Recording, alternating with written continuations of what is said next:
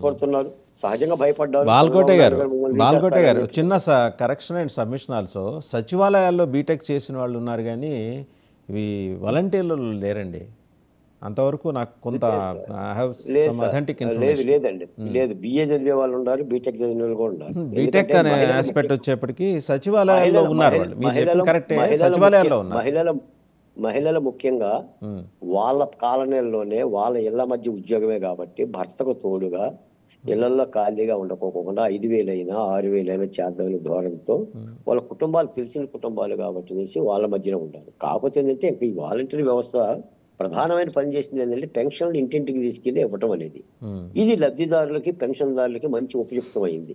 అవును. ఆ వయసులో వాళ్ళు బయటకు వచ్చి పెన్షన్లు తీసుకునే పరిస్థితిలో ఉన్నారు కాబట్టి ఇంకో మాట కూడా వాసుదేవ్ గారు, ఇప్పుడు ఈ వాలంటీర్లు పెడుతున్న ఖర్చు 5,000 రూపాయలు చొప్పున లక్షల వేల కోట్ల రూపాయలు పెడుతున్నారు. పెన్షన్లు పంపిణీ కొంత ఆర్థిక భారం అయినా కూడా, ప్రభుత్వానికి ఆర్థిక భారం అయినా కూడా జగన్మోహన్ రెడ్డి గారు పెన్షన్దారులకు ఇళ్ళకి ఇద్దామనే ఒక ఉద్యమం చేత పెన్షన్ కానీ లేదంటే మన రేషన్ కానీ ఇద్దాం ఉద్యమం చేత ఆయన వాహనాలు సమకూర్చి వీళ్ళకి వేతనాలు ఇచ్చి ఆయన సాక్షి పేపర్ కూడా ఉచితంగా ఇచ్చి పరమవీర చక్ర బిరుదులు ఇచ్చి వీళ్ళని వినియోగించుకునే విధంగానే రాజకీయ ప్రేరేపితంగానే ఆశించాడు. కాబట్టి ఎన్నికల కమిషన్ ఈ వ్యవస్థను దూరంగా పెట్టడంతో కంగుతుంది వైసీపీ పార్టీ. ఏం చేయాలో అర్థం కాక ఇప్పుడు రాజీనామాలు చేసే పరిస్థితి చేయండి అని చెప్పినట్టుంది.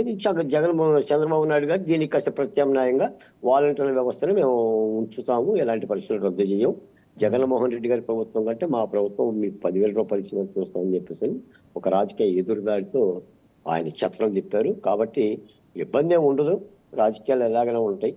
తప్పనిసరిగా వాలంటీర్ వ్యవస్థ కూడా ఉండాలి ఉండాలి ఇదే పని చేయనక్కర్లేదు, ఇంకో ఏ పని అయినా చేస్తారని చూడాలి. సచివాలయ వ్యవస్థ అంటే ఆల్రెడీ వాళ్ళు గవర్నమెంట్ ఎంప్లాయీస్, దాదాపు ఉద్యోగస్తులు వాళ్ళు ఒక ఎగ్జామినేషన్ పద్ధతిలో తీసుకున్నారు. వాలంటీర్లు అనేది నియామక పోస్టులు కాబట్టి చాలా మంది అంటున్నారు వాలంటీర్ వ్యవస్థను ఏదో పైకి చెప్తున్నాడు చంద్రబాబు నాయుడు గారికి, వాళ్ళు రాగానే తీసేస్తారు, ఇవి జన్మభూమి కమిటీల లాగా మారిపోయినాయి అని చెప్పేసి.